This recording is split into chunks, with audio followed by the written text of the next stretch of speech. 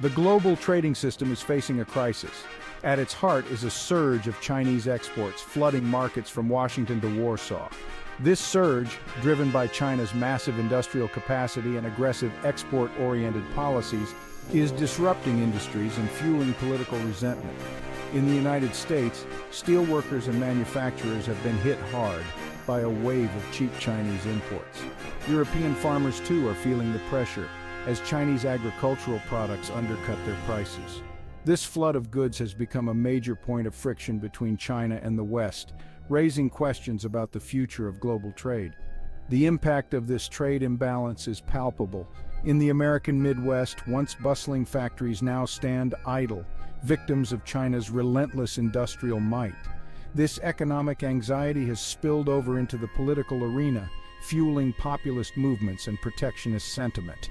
The challenge for the United States and Europe is to address these legitimate concerns without resorting to measures that could unravel the global trading system.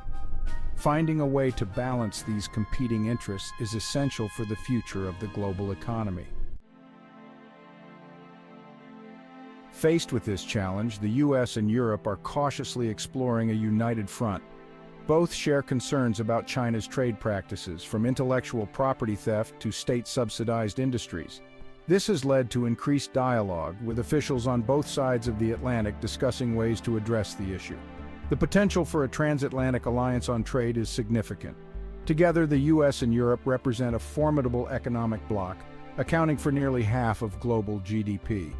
Such an alliance could exert considerable leverage on China, potentially forcing it to the negotiating table. However, historical differences and ongoing trade disputes between the US and Europe complicate this picture. Overcoming these differences and forging a common front will require careful diplomacy and a willingness to compromise. Moreover, any alliance must go beyond simply confronting China. It must also offer a positive vision for the future of global trade. While the US and Europe share concerns about China, their interests are not always aligned. The US, with its large trade deficit with China, is focused on reducing that gap. Europe, on the other hand, has a more balanced trade relationship with China and is wary of actions that could disrupt its access to the Chinese market. These differences are evident in their approaches to trade negotiations. The US has often pursued a unilateral approach, imposing tariffs and sanctions to achieve its objectives. Europe, meanwhile, prefers a multilateral approach, working through international organizations like the World Trade Organization, WTO. Despite these challenges, there are areas of potential convergence. Both the US and Europe recognize the need for a more level playing field in global trade. These shared concerns could provide the basis for a more cooperative approach. Even if the US and Europe can overcome their differences, coordinating a joint response to China's trade practices will be a complex undertaking. Both sides have their own domestic political constraints, with powerful interest groups lobbying for different approaches. In the US, labor unions have long been critical of China's trade practices, arguing that they have led to job losses in the manufacturing sector. These unions are likely to push for a tough stance on China, including tariffs and other protectionist measures. European businesses, on the other hand, are more integrated into global supply chains and are wary of actions that could disrupt their operations. They are likely to advocate for a more cautious approach, emphasizing dialogue and diplomacy. Navigating these competing interests will require careful political maneuvering.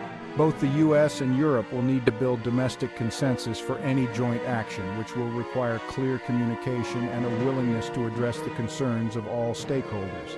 Moreover, any coordinated response will need to be flexible and adaptable.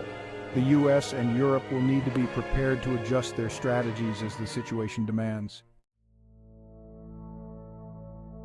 The current trade tensions also reflect a broader debate about the future of globalization. The hyperglobalization of recent decades, characterized by the free flow of goods, services, and capital across borders, has come under increasing scrutiny. Critics argue that globalization has led to job losses in developed countries, fueled inequality, and undermined national sovereignty.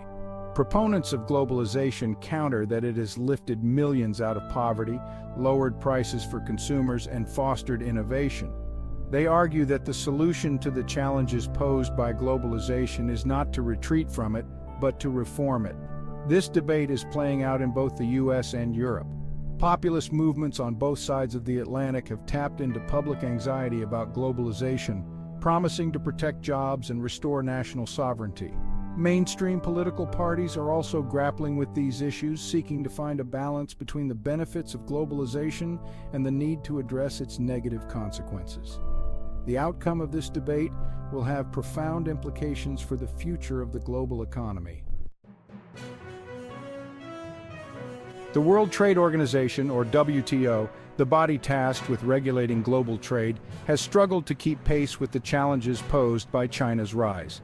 The WTO's rules, negotiated decades ago, are ill-equipped to deal with China's state capitalist model and its aggressive trade practices.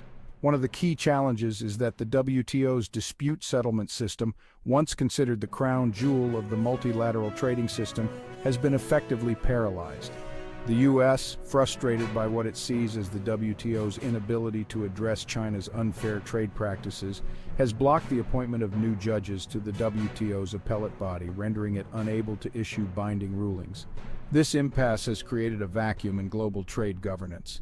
Without a functioning dispute settlement system, countries are more likely to resort to unilateral action, raising the risk of tit-for-tat trade wars. Reforming the WTO to make it more effective in addressing the challenges posed by China is essential. This will require addressing issues such as China's industrial subsidies, forced technology transfer, and intellectual property theft. However, reforming the WTO will be a difficult and time-consuming process. The challenges facing the WTO have led some to call for a new approach to global trade governance. Some argue that the WTO is too cumbersome and bureaucratic to effectively address the challenges of the 21st century. They propose creating new, smaller plurilateral agreements among like-minded countries. These plurilateral agreements would focus on specific issues such as digital trade, climate change, or labor standards. They would be more flexible and adaptable than the WTO, allowing countries to move forward on issues where there is agreement without being held back by those who are opposed. The US and Europe have already begun to explore this approach. They have launched negotiations on a new trade agreement that would address issues such as digital trade, regulatory cooperation, and artificial intelligence. This agreement could serve as a model for future plurilateral agreements. However, a shift towards plurilateralism also carries risks. Any successful strategy to address the challenges posed by China's economic rise must also address the domestic factors that have fueled protectionist sentiment. In both the US and Europe, globalization has created winners and losers. While many have benefited from lower prices and greater access to goods and services, others have seen their jobs disappear or their wages stagnate. This sense of economic anxiety has been exacerbated by other social and cultural changes, such as immigration and technological disruption. These changes have fueled a sense of insecurity and resentment among some segments of the population, making them more receptive to populist messages that blame globalization and foreigners for their problems. Addressing these domestic challenges is essential for building public support for a more open and rules-based trading system. This will require investing in education and training to help workers adapt to the changing demands of the global economy. It will also require addressing income inequality and providing a social safety net for those who are left behind. Moreover, it will require a renewed commitment to international cooperation and diplomacy. China's response to these developments will be crucial. Beijing has so far shown little inclination to change its economic model or its trade practices. It argues that its policies are in line with WTO rules and that it is being unfairly targeted by the US and its allies. China is also increasingly assertive on the global stage. It has been investing heavily in its military and expanding its economic and political influence through initiatives such as the Belt and Road Initiative. This assertiveness has raised concerns in the West about China's long-term intentions. The US and Europe need to find a way to engage with China that is both firm and constructive. They need to make it clear that they will not tolerate unfair trade practices, but they also need to be open to dialogue and cooperation on issues of mutual interest. This will require a delicate balancing act. The current trade tensions mark a turning point in the global economy. The rules-based trading system that has underpinned global prosperity for decades is under strain. The rise of China, with its unique economic model and its growing assertiveness, is challenging the existing order. The US and Europe are grappling with how to respond to this challenge. They share concerns about China's trade practices, but they also have their own competing interests. Finding a way to work together will be essential for defending their interests and shaping the future of global trade. The stakes are high. A failure to address the challenges posed by China's economic rise could lead to a breakdown of the rules-based trading system with potentially disastrous consequences for the global economy. The coming years will be crucial. The decisions made by leaders in Washington, Brussels, and Beijing will shape the future of global trade for generations to come.